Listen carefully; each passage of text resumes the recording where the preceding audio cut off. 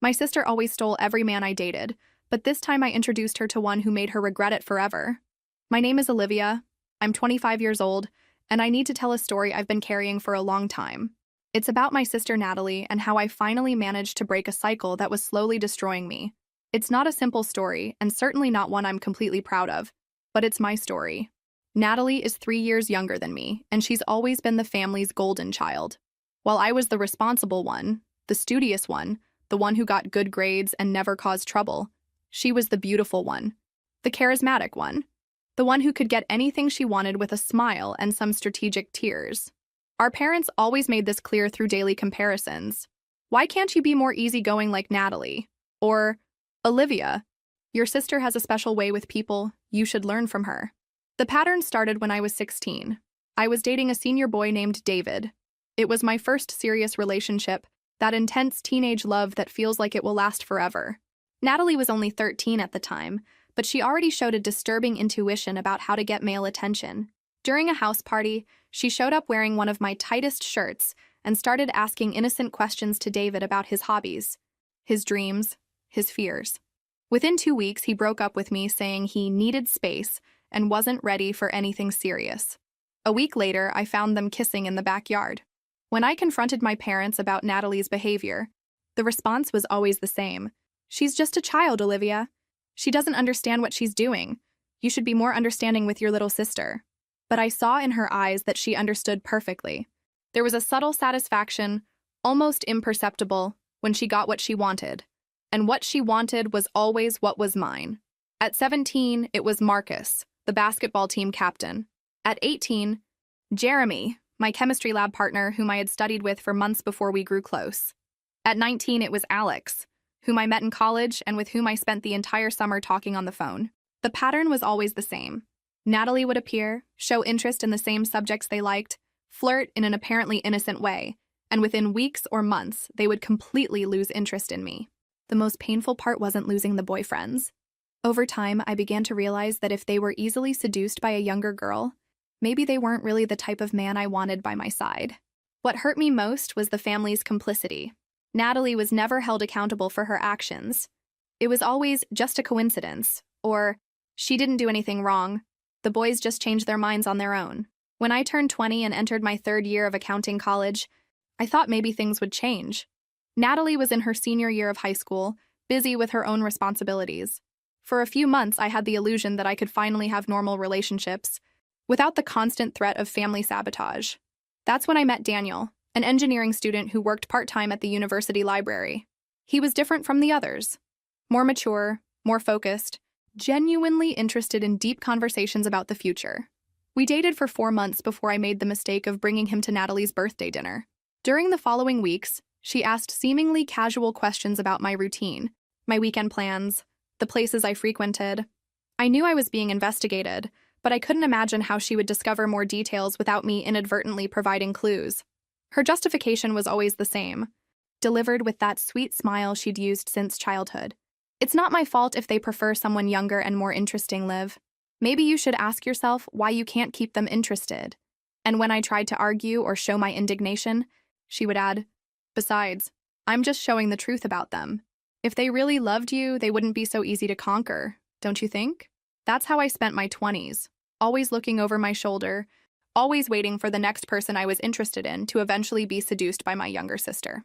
I began to develop a strange kind of romantic paranoia, analyzing every interaction, every exchanged glance, every prolonged conversation as possible, signs that family betrayal was starting again. The first cases of betrayal began when I was 16 in high school, and Natalie was only 13. But they evolved into more calculated tactics as she grew up and became a spoiled young adult. Natalie used dramatic tantrums and emotional manipulation to win over Olivia's boyfriends, always being defended by the parents as just a child who doesn't understand. In high school, her tactics were more direct. She would simply show up where my boyfriends were, act lost or confused, and ask for help with homework or advice about teenage problems. She had a natural talent for seeming vulnerable and needing protection, which awakened the protective instinct in boys. In college, her strategies became more sophisticated. She would research my boyfriend's interests on social media, and then casually mention that she also loved obscure bands or independent films they had posted about. She would develop detailed opinions about subjects she had never shown interest in before, just to have deep conversations with them. After several betrayals over the years, Natalie justified her actions with an air of superiority, saying she was showing Olivia that men always prefer someone younger and prettier. The family, especially the parents, always protected the youngest daughter and blamed Olivia for being jealous of her little sister and for not being able to keep her boyfriends interested. What hurt me most was seeing how my parents reacted. When I tried to explain what was happening, they always had a ready excuse for Natalie. She didn't do it on purpose. You're exaggerating. Sisters always compete a little. Maybe you should be less possessive. It was as if I were the villain in the story for wanting to keep my own relationships safe from her interference. Natalie, meanwhile, flourished. She graduated from high school as prom queen, entered college with a partial merit scholarship, and continued collecting admirers like trophies. She always had boyfriends, but none of her relationships lasted more than a few months. When I asked why, she said she was still too young to tie herself to just one person. At 24, after graduating and getting a job at a respectable accounting firm, I decided that maybe it was time to try a different approach. If I couldn't protect my relationships from Natalie, maybe I could at least choose men who were immune to her charm. Older men, more mature, with enough experience not to fall for teenage games. This thought led me to Justin, and Justin led me to the worst mistake of my adult life up to that point. Justin was 28, worked as a supervisor at a logistics company, and seemed to have the emotional stability I was looking for. I met him through a dating app, and our first dates were everything I expected. Mature conversations about future plans, shared interests in books and movies, and a physical chemistry that developed slowly, without rush. For 6 months, I managed to keep Justin completely separated from my family. I invented creative excuses for all family events, said he was traveling for work whenever my mother asked when she would meet him, and even went so far as to create a fake social media account just to interact with him without Natalie being able to track our movements. But every secret has an expiration date, and ours expired during Christmas that year. My aunt casually commented during dinner that she had seen me with a very handsome young man at the mall the previous week. The information reached Natalie's ears, and I saw that familiar gleam in her eyes, that mixture of curiosity and determination I knew so well. "Why did you never talk about this mysterious boyfriend?" she asked later when we were alone in the kitchen washing dishes. "Are you embarrassed of him or something?" I tried to change the subject, but Natalie had the persistence of a detective when she wanted something. During the following weeks, she asked seemingly casual questions about my routine, my weekend plans, the places I frequented. I knew I was being investigated, but I couldn't imagine how she would discover more details about Justin without me inadvertently providing clues. I completely underestimated her determination and resources. On a Thursday afternoon in January, I arrived at Justin's apartment earlier than planned, using the key he had given me the previous week. The door was unlocked, and I could hear voices coming from the living room. I imagined it was the television, or maybe he was on a work call. When I entered the living room, I found Justin on the couch with Natalie. She was wearing a dress I had never seen, with impeccable makeup, and that radiant smile she used when she knew she had won. Justin barely looked in my direction when he saw me. He was completely hypnotized by whatever conversation they were having. "Hi, Liv," Natalie said with fake joy. "What an incredible coincidence. I was just telling Justin about that time when you—" I didn't listen to the rest. Blood was pounding in my ears so hard that the words became distant noise. I knew this scene. I had lived variations of it so many times that my body reacted automatically. Stomach contracting, hands beginning to shake, that familiar feeling that the ground was disappearing from under my feet. "How did you find out where he lives?" I managed to ask, my voice coming out calmer than I expected. "Oh, it was super easy," she replied naturally. "I looked up his name on LinkedIn, found his company, called there pretending to be a delivery person with a package to deliver, and the receptionist gave me the address. People are so helpful when you're polite, don't you think?" Justin finally looked at me, and I saw in those eyes the same expression I had seen so many times before. It wasn't guilt or regret. It was pure fascination. He was discovering that there was a younger, prettier, more interesting version of me available, and all the emotional investment he had made in our relationship was being rapidly recalculated. I left the apartment without saying anything more. I knew exactly how the story would end, and I didn't have the energy to watch another performance of the same script that had traumatized me for years. Justin called me a few hours later with an elaborate excuse about needing time to think about what he really wanted from life. 2 weeks later, I saw photos of them together on Natalie's Instagram. She had changed her profile to public specifically so I would see. In the caption, she wrote, "Sometimes love appears when we least expect it." Olivia's most serious relationship, of 2.5 years with Justin, with whom she was planning to move in together, was destroyed when Natalie seduced Justin during the family's New Year's Eve party. The betrayal happened in Natalie's room, and Olivia discovered them when she went to warn that their parents were arriving home. It was New Year's Eve, and as always, our family gathered at my parents' house for a traditional celebration. This time, I had decided to officially introduce Justin to everyone. After 2.5 years together, it seemed ridiculous to keep hiding him. We were making serious plans. We had talked about living together, about our career goals, about the possibility of marriage in the future.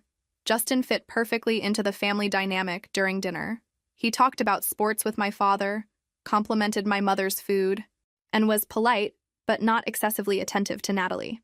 For a few hours, I thought that maybe she had finally matured enough to respect my relationships. How naive I was. Around 11 at night, people started preparing for the countdown. I was in the kitchen helping my mother with the dishes when I realized I hadn't seen Justin for a while. I looked around the house and couldn't find him in the living room, on the porch, or in my father's office. I went upstairs to check if he was in the bathroom, but the hallway was silent. That's when I heard low voices coming from Natalie's room. The door was ajar, and when I approached, I could see Justin sitting on the edge of her bed, with Natalie standing very close to him, talking softly about something I couldn't make out. It wasn't the position itself that alarmed me. It was the body language. The way she leaned toward him, how he looked up at her with that hypnotized expression I knew so well. It was the way they seemed completely absorbed in each other, as if the rest of the world didn't exist. I knocked on the door and entered. "The fireworks are going to start in a few minutes," I said, trying to keep my voice neutral. "Are you coming to watch?" Natalie moved away from Justin with that innocent smile she had used since childhood. "Of course. Justin was telling me about his work. It's so interesting." Justin got up quickly, looking slightly disturbed at being caught. "Sorry, Liv. Natalie was showing me her books. I didn't know you two had such similar tastes in literature." Literature. Natalie, who I knew read nothing but gossip magazines and Instagram posts.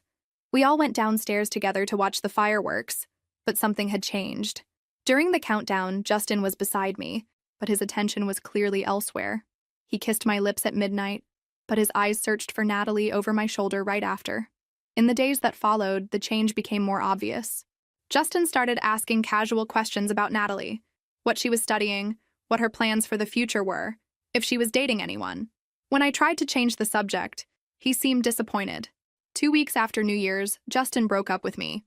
Not with a dramatic betrayal as I expected, but with that painfully familiar conversation about needing space and rethinking priorities. 3 days later, Natalie posted a photo of the two of them at a cafe with the caption, "New friendships can turn into something special." After the episode with Justin, I spent 3 months in a kind of emotional hibernation. I focused on work, went to the gym, watched Netflix series, and avoided any social situation that could lead me to meet someone interesting. It was safer that way, more predictable, less painful. But at 25, loneliness began to weigh more than the fear of betrayal. I started questioning whether it was fair to let Natalie control my love life forever, if I was really going to allow her to turn me into a bitter spinster out of fear of what might happen. It was during these internal questionings that I met Lucas. He was in line at the coffee shop where I always bought my morning latte before work, politely discussing with the barista about the difference between espresso and American coffee. He wore dark-framed glasses, had slightly disheveled brown hair, and carried a leather briefcase that had definitely seen better days. When it was his turn to order, he asked for a simple black coffee, no frills, and laughed in a way that made me smile involuntarily. Our first conversation happened by chance when it started raining hard and we got trapped under the coffee shop awning, waiting for the storm to pass. He commented that he had forgotten his umbrella in the car. I said I always carried an extra one in my purse, and we started talking about planning, weather forecasting, and how it's impossible to be really prepared for everything in life. "I'm a software engineer," he said, when the conversation naturally came to the topic of work. "I spend all day trying to predict all the possible problems a system can have, but I still forget to check the weather forecast before leaving home." There was something comforting about the way he spoke, without hurry, without trying to impress, as if he was really interested in what I had to say. When I told him I worked as an accountant, he asked genuine questions about my daily routine, commented that he had always admired people who could keep everything organized and in order. When the rain finally stopped, he asked me if I would like to have real coffee sometime, in a place where we can sit and talk without needing a storm as an excuse. I accepted, but immediately felt that familiar pang of anxiety. Sooner or later, I would have to decide whether to introduce Lucas to my family. But this time, I decided to try a different approach. If I could keep Lucas secret long enough, maybe we could develop something strong enough to resist Hurricane Natalie when it inevitably arrived. Our first date was at a small coffee shop downtown, far from my neighborhood and anywhere I might run into acquaintances. Lucas arrived 5 minutes late, apologizing profusely and explaining that he had lost track of time solving a bug at work. We talked for 3 hours. He told me about his family in Oregon, about how he had moved here for work 2 years before, about his passion for vintage board games, and his secret dream of writing a science fiction novel. I talked about my college, about my plans to someday open my own accounting firm, about my obsession with true crime documentaries. I didn't mention Natalie once. At the end of the afternoon, when we finally said goodbye, Lucas said, "I know this might seem too early to say, but I have the feeling that you're the type of person I could have known for years and still discover new things about you." During the following weeks, we developed a carefully planned routine. We always met in places far from my home and family. We arranged our dates through a messaging app I kept hidden, and I invented a fictional friend named Sarah to explain to my parents why I was going out more lately. For 7 months, I managed to keep Natalie completely out of my romantic life. I changed my privacy settings on all social media, avoided posting photos that could give clues about where I was or who I was with, and created a parallel social routine that didn't intersect at any point with my family. But the universe has a cruel way of reminding us that we don't control everything. During the Memorial Day holiday, the whole family gathered at my parents' house for a traditional barbecue. I was relaxed, carefree, genuinely happy for the first time in a long time. I had spent the previous morning with Lucas, and I still had that inner glow that a healthy relationship provides.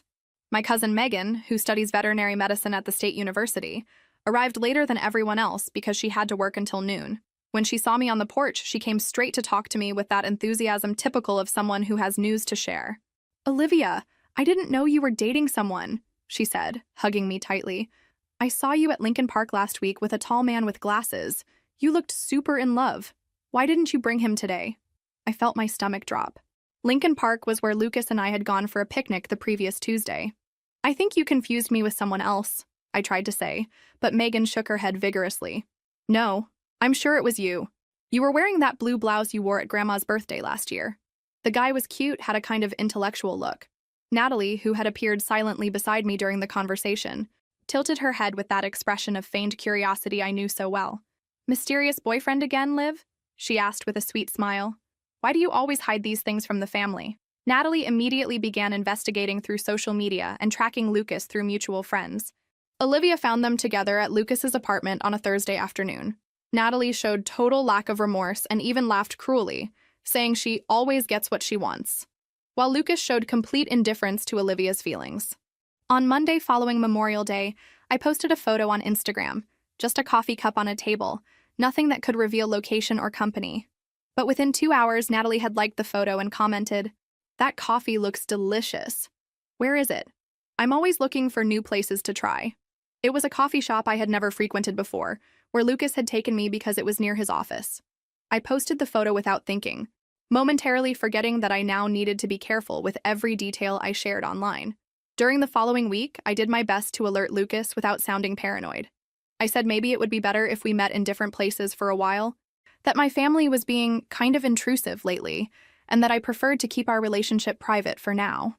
"It's not that I'm in a hurry," he said during dinner at a Thai restaurant on the other side of town.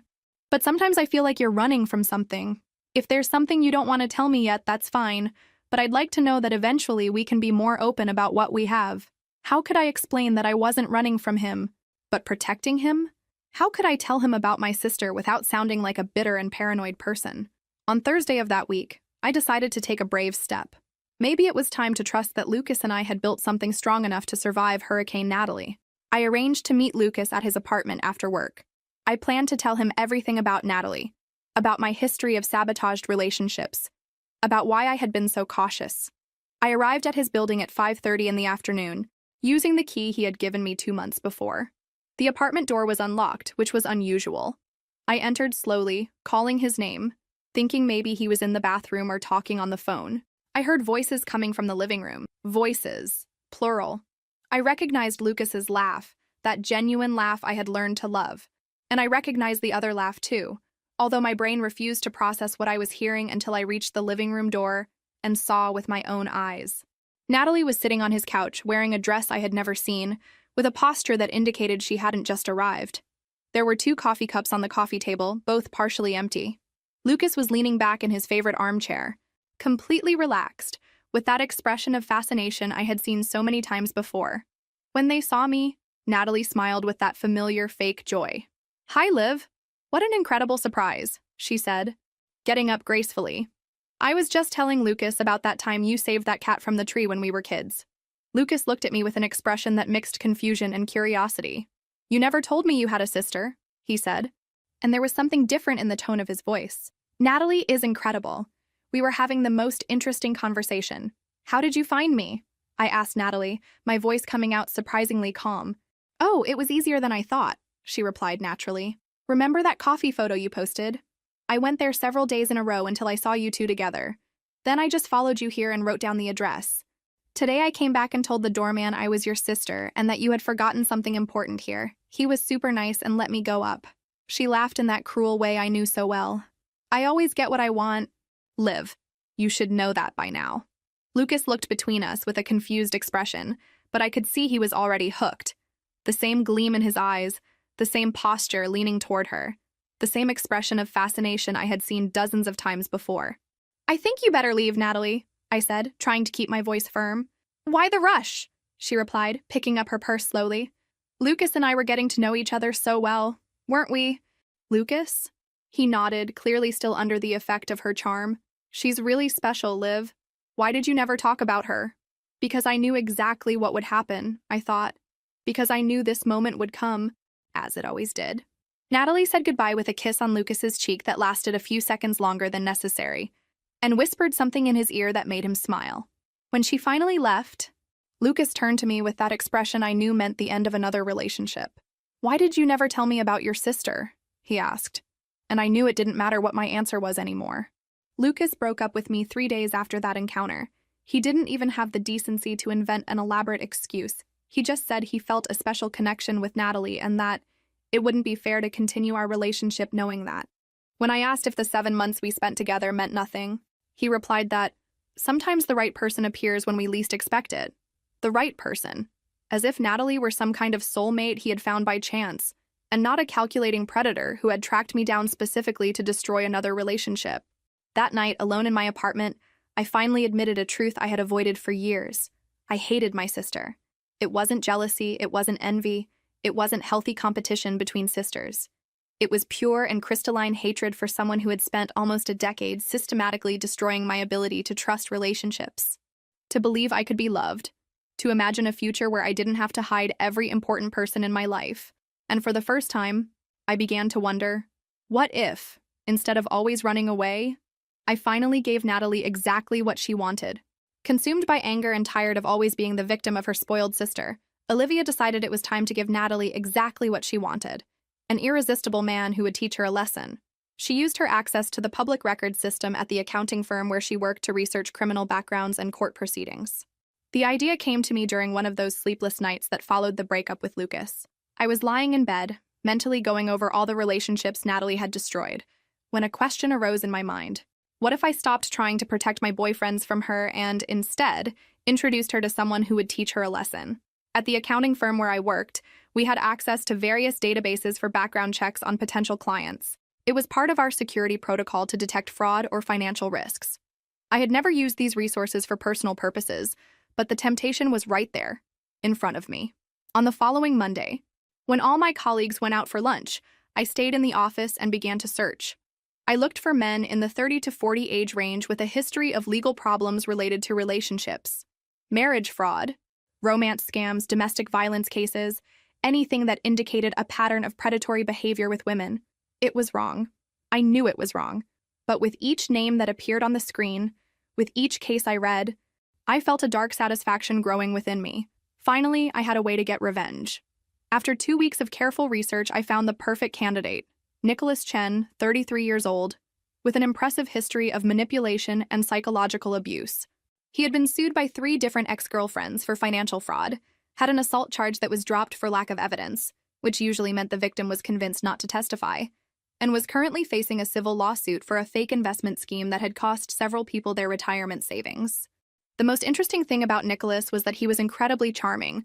His online photos showed an attractive, well-dressed man with that confident smile that could easily be mistaken for genuine charm by someone who didn't know his history.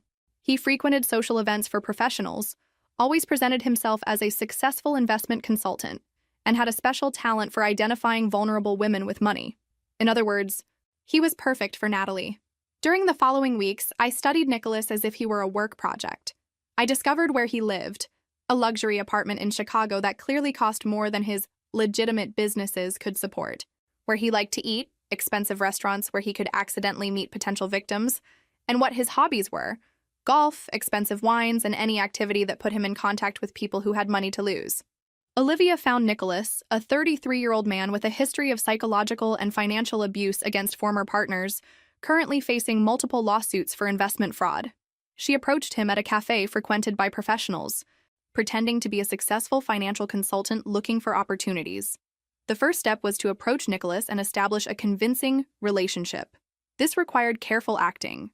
I needed to seem interesting enough to call him back when necessary, but not so interesting as to become a real victim myself. I chose a cafe frequented by professionals in the financial district, a place where Nicholas appeared regularly on Thursday mornings. I wore my best work suit, carried an expensive leather briefcase I had bought specifically for the occasion, and positioned myself strategically at a table where he couldn't help but notice me. When Nicholas entered, I was talking on the phone about a big deal I was about to close. I used financial terms I had learned at work, mentioned impressive amounts, and spoke with the kind of confidence someone like him would find irresistible. As expected, he approached when I finished the fictitious call. "Sorry for the intrusion," he said with that charming smile I had seen in the online photos. "I couldn't help overhearing your conversation. Do you work with financial consulting?" "Among other things," I replied, maintaining a mysterious tone. "I specialize in identifying investment opportunities for select clients." We spent an hour talking about business. I invented a convincing persona, an independent consultant who worked with discreet clients, always looking for partnerships with other talented professionals. Nicholas took the bait completely, seeing in me a potential source of new investors for his schemes. At the end of the conversation, we exchanged numbers and arranged a dinner to discuss business opportunities. He suggested an expensive restaurant, clearly trying to impress me, and I graciously accepted.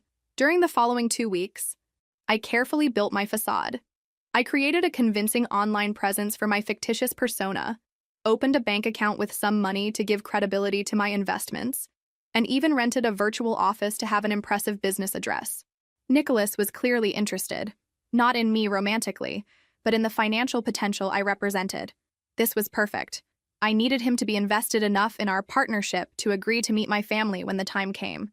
During our third meeting, I casually mentioned that I had a younger sister.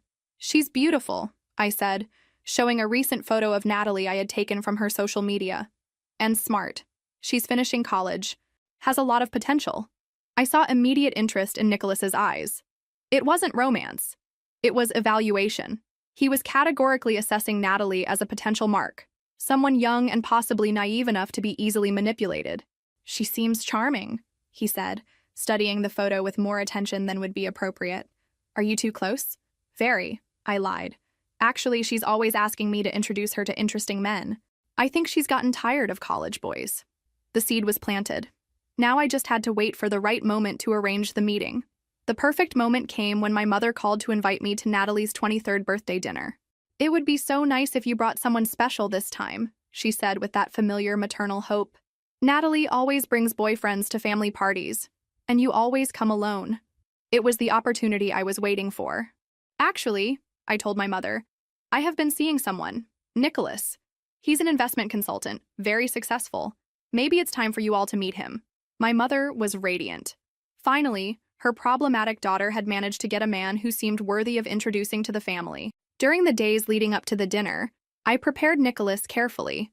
I told him about my wonderful family, about how close and supportive everyone was, and especially about my adorable little sister, who was eager to meet someone mature and established. "She's exactly the type of person you would love," I said during our last meeting before the dinner. "Smart, ambitious, but still with that youthful innocence that's so rare today." Nicholas smiled in that way I had learned to recognize. It was the smile of a predator who had just identified potential prey. "I can't wait to meet her," he said, and I could hardly wait to see what would happen when two people accustomed to being the predators in any situation finally met. During Natalie's 23rd birthday dinner, Olivia arrived with Nicholas and played the role of a completely infatuated girlfriend. He purposely ignored all of Natalie's flirting attempts during the evening, focusing only on Olivia. This awakened Natalie's competitive fury, who intensified her seduction efforts in the following weeks, determined to win once again.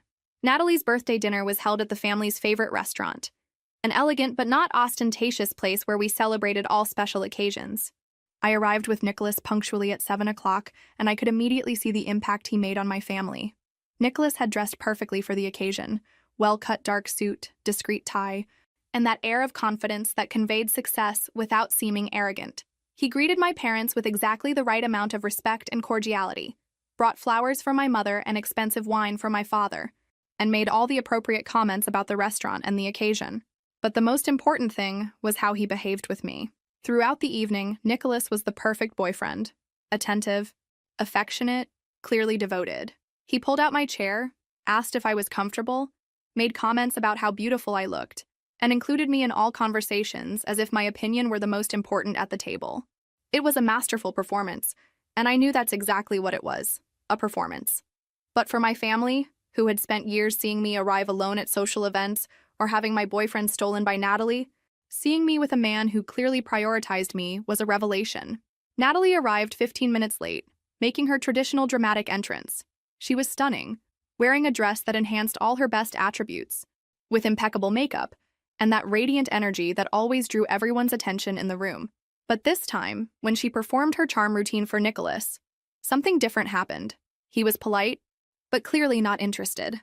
When she tried to start a conversation about her studies, he responded briefly and directed attention back to me. When she made jokes, he smiled politely but laughed genuinely only at mine. When she tried to casually touch his arm during conversation, he subtly moved away and took my hand. I could see confusion growing in Natalie's eyes as the evening progressed. She wasn't used to being ignored, especially by men who were with other women. Her frustration became more obvious when she realized her usual tactics weren't working. "Nicholas," she said during dessert, leaning toward him with that smile that always worked. "Olivia told me you work with investments. It must be fascinating. I'd love to know more about what you do."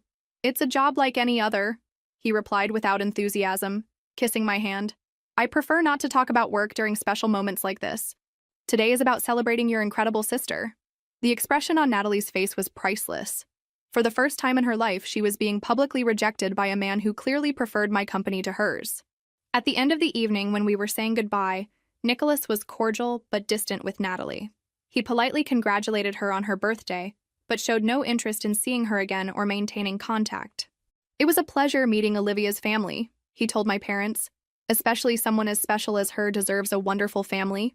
We left hand in hand, leaving behind a Natalie visibly disturbed for the first time I could remember. During the following weeks, Natalie did exactly what I expected her to do. She began asking me questions about Nicholas, where he lived, where he worked, what his hobbies were.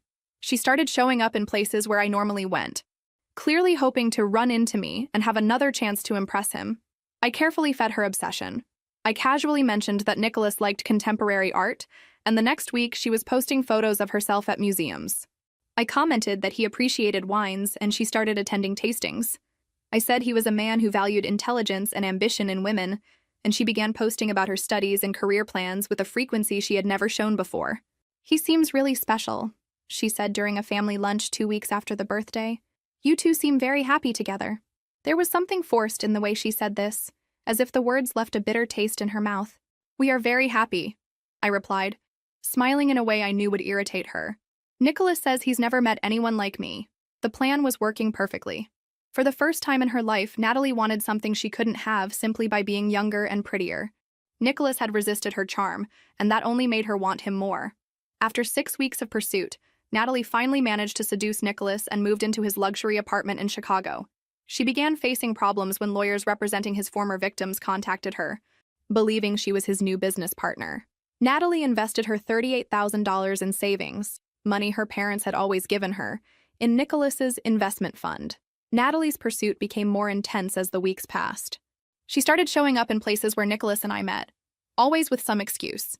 She was in the area visiting a friend, there was a store she wanted to check out, she had an appointment that, coincidentally, was nearby. Nicholas, following my script perfectly, continued being polite, but clearly uninterested. He never gave her the kind of attention she was used to receiving, never showed fascination with her beauty or charm, and always redirected any conversation back to me. This was driving Natalie crazy. During a family dinner at the end of October, she finally exploded. "I don't understand," she said, clearly frustrated. "Why Nicholas is so different. Most men—" She stopped, realizing she was about to admit her usual strategy. "Most men what?" I asked innocently. "Nothing," she replied quickly. "It's just that he seems very focused on you." "Maybe it's because he finally found someone worth focusing on," my mother said, smiling at me in a way that made Natalie clench her fists under the table. It was at that moment I realized my plan was working better than I could have hoped. Natalie wasn't just frustrated about not being able to seduce Nicholas. She was genuinely confused about why her usual tactics weren't working. In early November, I arranged the moment that would change everything. I agreed with Nicholas that we would have a public fight. Nothing too dramatic, just enough for Natalie to realize there was an opportunity. We chose a cafe frequented by people who knew my family, a place where I knew the news would quickly reach Natalie's ears. Nicholas and I staged an argument about irreconcilable differences and needing time to think. As planned, Natalie found out about our separation within 24 hours. And as I expected, she immediately saw this as her chance to finally get what she had been pursuing for months. She showed up at Nicholas's apartment 3 days after our fight, ostensibly to check how he was dealing with everything and to offer perspective on his relationship with Olivia.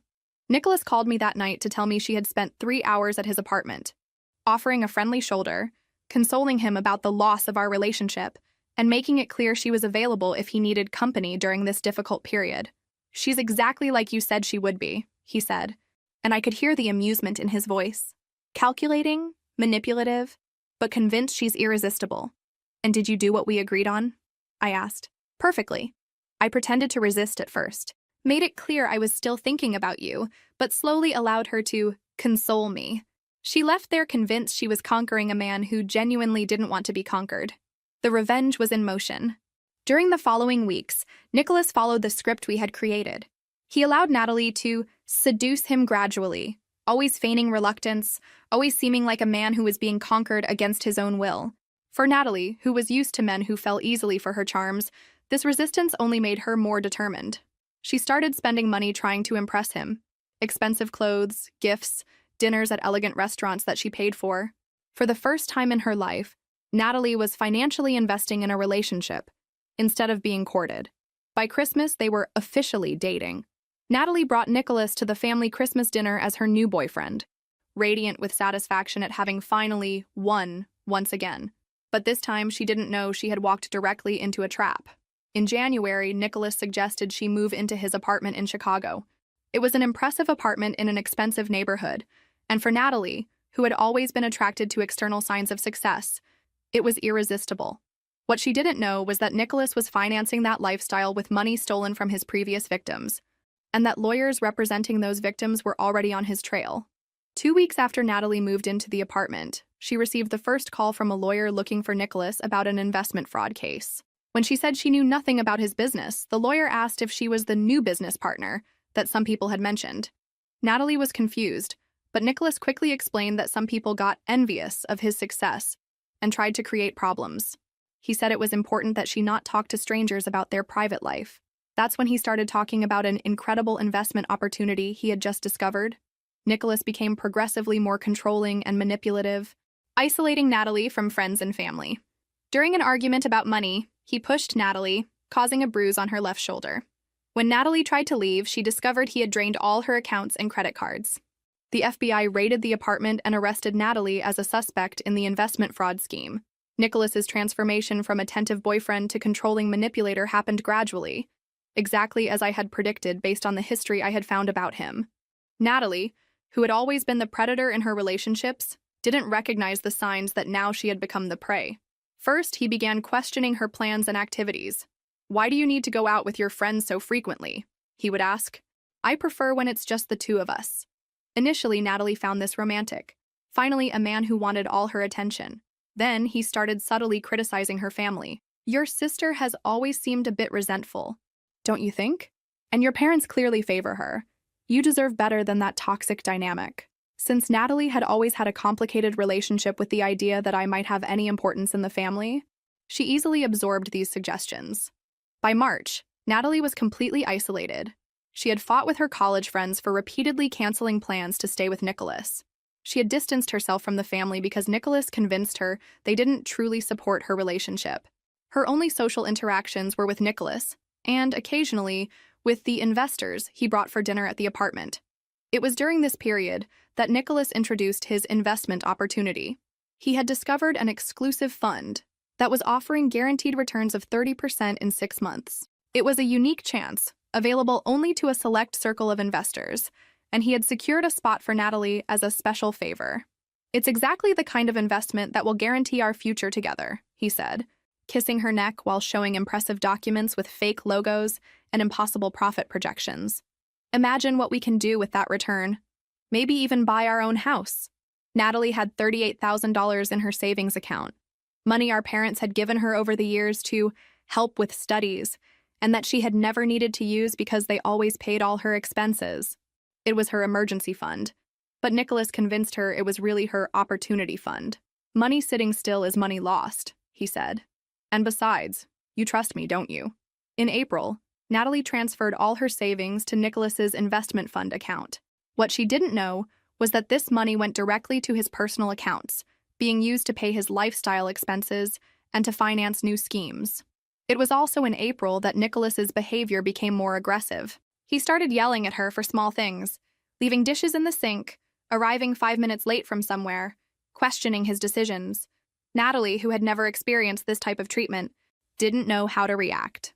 During an argument about the investment in May, Natalie had asked when she could see some returns. Nicholas pushed her against the kitchen wall. The impact left a purple bruise on her left shoulder, and when she started crying, he alternately apologized profusely and blamed her for provoking him. You know I love you, he said, hugging her while she still trembled. But sometimes you make me so frustrated. I'm working so hard to guarantee our future, and you keep questioning me as if you don't trust me. It was the first time Natalie experienced physical abuse, and she didn't know how to process what had happened. She called my mother that night, but when our mother asked about her shaky voice, Natalie made up an excuse about having a cold. Nicholas noticed the call and didn't like it. Why are you calling your family without telling me? He asked. I thought we had talked about maintaining our privacy. From that moment on, he began monitoring her communications more closely. In June, when Natalie tried to access her bank account online, she discovered she no longer had access. Nicholas had changed all the passwords and become the only authorized signatory on all her accounts. When she confronted him, he explained that he had consolidated their finances for greater efficiency. Real couples don't hide money from each other, he said. Besides, I understand investments much better than you. I'm protecting our future. That's when Natalie finally tried to leave. She packed her things one morning when Nicholas had gone out for a business meeting, but when she tried to use her credit card to call an Uber, she discovered the account was canceled. When she tried to access her checking account by phone, she discovered Nicholas had completely drained all her financial resources. She had no money for transportation, nowhere to go. She had fought with all her friends, and was too afraid to tell the family what was happening. How would she explain that she had lost $38,000? How would she admit that the man she had conquered from me was now controlling every aspect of her life? When Nicholas came home that night and saw the suitcases, his anger was different from anything she had experienced before. He didn't yell. He spoke in a low voice, which was somehow even more terrifying. Did you really think you could just leave? He asked, blocking the door. After everything I've invested in you? After all the favors I've done for you? It was at that moment that Natalie finally understood she was no longer in control of the situation. The youngest sister was sentenced to 4 months in federal prison and 3 years of probation, leaving with a criminal record and completely destroyed credit. She moved to Austin, Texas, to try to start over working as a receptionist, away from her parents' protection for the first time in her life. The protagonist underwent therapy for 8 months to deal with the guilt of having orchestrated the situation, but finally felt she had broken the cycle of manipulation that dominated her adult life. The FBI arrived on a July morning. Natalie was alone in the apartment when she heard authoritative knocks at the door. Through the peephole, she saw men in suits with badges, and her first thought was that something had happened to Nicholas. When she opened the door, they identified themselves as federal agents and said they had a search and seizure warrant. "Where is Nicholas Chen?" asked the lead agent. "He went out for a meeting," Natalie replied, genuinely confused. "What's happening?" That's when she discovered that Nicholas was being investigated for multiple cases of investment fraud, money laundering, and financial abuse. The luxury apartment where she lived had been bought with money stolen from at least 15 different victims. The investments he had promoted never existed. And since she was living with him and had transferred money to his accounts, the FBI considered her a possible accomplice. During the interrogation that followed, Natalie tried to explain that she was a victim too, that she knew nothing about Nicholas's schemes. But the agents had evidence that she had received money from him, had participated in dinners with other investors, and had signed documents that placed her as a beneficiary of some of the fraudulent accounts. Nicholas had been smarter than she imagined. He had systematically implicated her in his crimes, using her naivety and greed against herself. Natalie was arrested that day and indicted as an accomplice in a federal fraud scheme. She spent 6 months in jail awaiting trial, time during which she finally understood the extent of the manipulation she had suffered. Our parents hired an expensive lawyer, but the evidence was overwhelming. The best deal they could get was a guilty plea in exchange for a reduced sentence: 4 months in federal prison, 3 years of probation, and the obligation to pay restitution to the victims. Money she didn't have, since Nicholas had stolen all her savings. When Natalie got out of prison, she was a completely different person. The arrogant confidence had disappeared, replaced by constant anxiety and deep distrust of anyone who approached her. Her criminal record meant she couldn't get a job in her field of study, and her credit was completely destroyed. She moved to Austin, Texas, far from the family and memories, and got a job as a receptionist at a veterinary clinic. It was honest work, but it was light years away from the privileged life she had always known. For the first time in her life, Natalie was truly alone, without her parents' protection, without admirers willing to take care of her, without financial resources to fall back on when things got difficult. As for me, it took months to fully process what I had done. Initially, I felt a dark satisfaction seeing Natalie finally face real consequences for her actions. After years of being her victim, there was a part of me that delighted in seeing her experience what it was like to be manipulated and controlled. But as time passed, satisfaction gave way to guilt. I had deliberately orchestrated my sister's introduction to a dangerous predator. Even though she had made choices that led to the consequences, I had created the situation knowing exactly what the result would be. I started therapy in September of that year. I needed help processing not only the years of trauma Natalie had caused me, but also my own capacity for such calculated and destructive revenge. During 8 months of weekly sessions, I learned to separate justice from revenge, to understand the difference between protecting oneself and attacking, and to recognize that breaking the cycle of manipulation shouldn't involve perpetuating another type of harm. Dr. Sarah Martinez, my therapist, helped me understand that both Natalie and I were products of a dysfunctional family dynamic that had rewarded manipulative behavior and created toxic competition between sisters. "You broke the cycle," she said during one of our last sessions, but at a very high cost. The question now is, how are you going to use this experience to create healthy relationships in the future? Today, 3 years later, Natalie still lives in Austin. I learned through our cousin Megan that she's in therapy too, that she has a small but clean apartment, and that she's slowly building a life based on honesty instead of manipulation. She's dating a veterinarian who works at the clinic, a man who knows her whole story and chose to stay anyway. Our parents finally recognized that the family dynamic they created contributed to both daughters' problems. They also started therapy, and for the first time in years, our conversations don't involve comparisons or competition. As for relationships, I learned to value men who consistently choose me, not those who can be easily distracted by someone else. I've been dating someone for 2 years, a history teacher named David who knows my whole story with Natalie and loves me not despite my mistakes, but including them. The cycle is broken, not in the way I expected, and certainly not in a way I would recommend to anyone, but it's broken. I learned that true victory isn't destroying those who hurt us, but building a life where that kind of pain can no longer reach us. Natalie and I exchange birthday cards now, but we're still not ready for a complete reconciliation. Maybe we never will be. But for the first time since we were children, we're not enemies. We're just 2 women who grew up in a toxic environment, who hurt each other in terrible ways, and who are now trying to figure out how to be better people. Sometimes, breaking a cycle means accepting that some things can't be completely repaired, only transformed into something different, something that allows everyone to move forward.